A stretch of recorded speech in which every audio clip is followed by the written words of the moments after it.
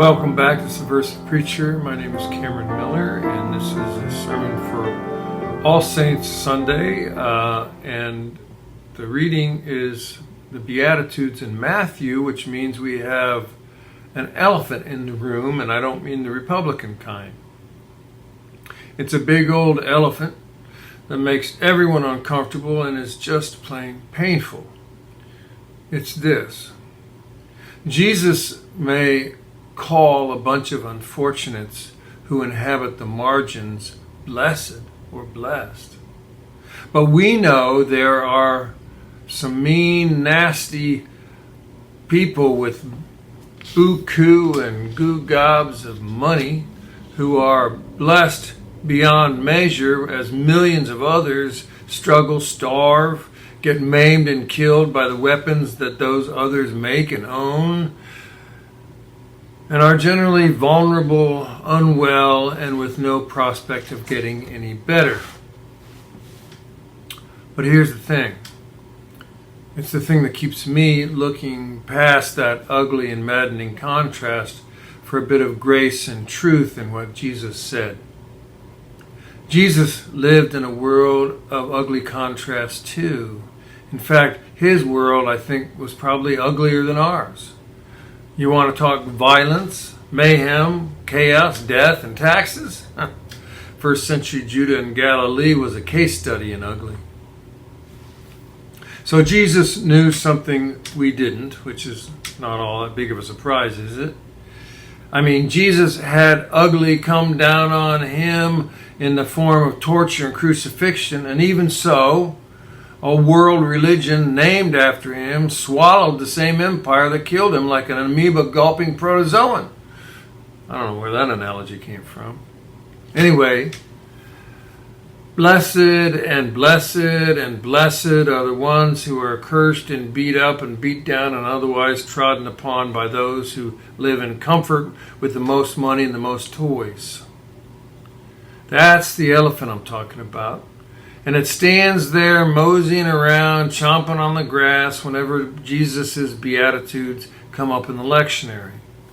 At least it does in my small mind, which is unduly taken up with questions of fairness and even playing fields.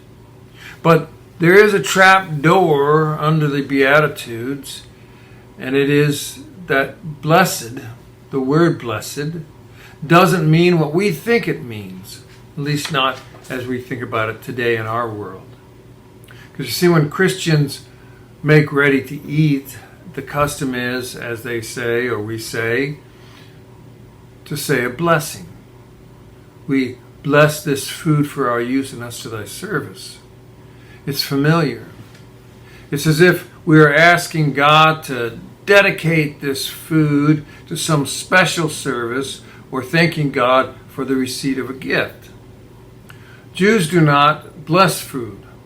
Rather, they bless God for the food. They give God blessing, which can be confusing to Christians since it seems like the lesser is giving something to the greater.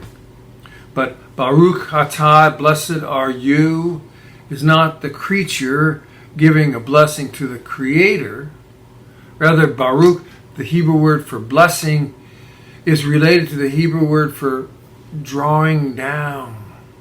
So, blessing God is the act of drawing down the holy into the thing being blessed. So, for example, to say, blessed are you who heals the sick, it is hoped that blessing God, who is the source of healing, will then draw down that healing power upon the one who is sick.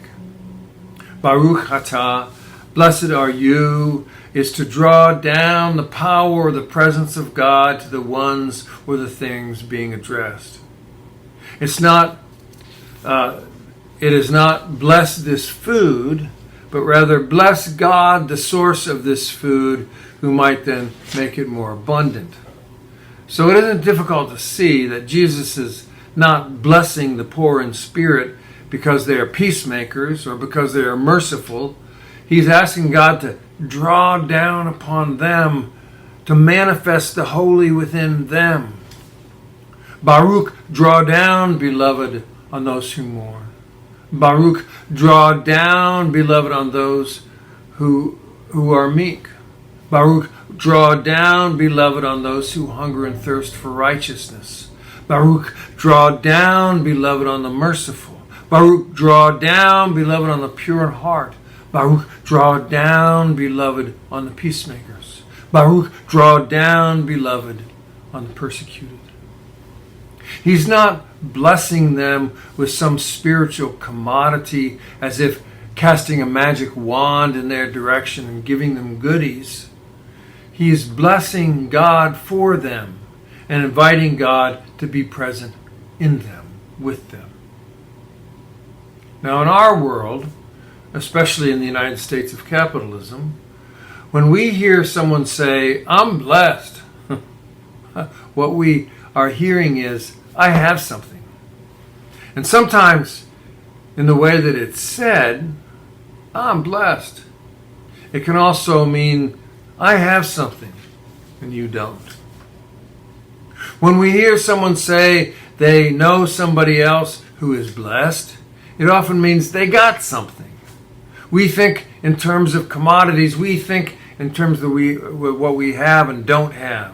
And so blessings are things bestowed upon someone.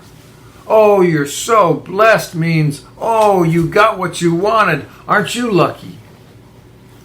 But again, that's not what Jesus is saying. He's saying, "Come down, beloved, and be with those who mourn. Come down, beloved, and be with the peacemakers. Come down, beloved, and be with those who hunger." Now we may be thinking, and give them some of that booty that the tax collectors took, and give them some of that coercive power that Pontius Pilate punishes them with. If they're going to be meek after all, what's their reward? So we have gotten used to hearing these Beatitudes as the downtrodden getting their reward for being downtrodden. Now that's the happy ending as we would write it. But that isn't what's going on here, at least in Matthew. Jesus is blessing God, and in doing so asking God to be present with those who suffer. Let me step back from Jesus a minute and closer to home. When I suffer, when I hurt or am struggling in a way that I don't imagine anyone in my life can fix, what I might call upon then is the saints who sit with me. And I don't mean saints with a capital S, as in historic figures the institution has promoted to spiritual superhero. Rather, I'm talking about saints with a small s. Folks who I know love me and who did their best to try to protect and teach me. Now, please understand, I do not have any clear and fixed idea about any kind of afterlife. I simply do not know. I don't know what happens on the other side of death. I do not expect to know before that happens. Faith is another word for trust. And trusting God is what we have to do when it comes to such things beyond our knowledge and control. But that doesn't mean I do not have a great imagination and that I haven't experienced things that don't make sense in the world of science and rule books. To sit in the counsel of those who loved me and taught me and have gone on before me is to know healing. To gather them and simply sit in their presence is often enough to restore me. It's the same way that God's simple presence is enough to sustain me. You and I know how powerful simple presence is. It is what we crave when we hurt and suffer and are alone. We don't want somebody to come tell us that it'll all be okay or that they can fix it for us. What we want is someone who knows how to simply be present with us as we go through what we go through. To bless God is to draw down the holy to be present with us. Period. To bless someone else is to draw down the holy to be present with them. Simply present with them. To be blessed is to know the simple presence of God is with us. Period. No rewards. No commodities acquired. No recognition of special status achieved. Simple presence. Drawing down the simple presence of God. Simple presence, the blessedness of simple presence. Whether it's the saints in our lives who are no longer present but can be present with us, or God, or one another. That's what blessed means. Baruch, draw down the holy to be present with us. I wish you a blessed All Saints' Day, and peace be with you.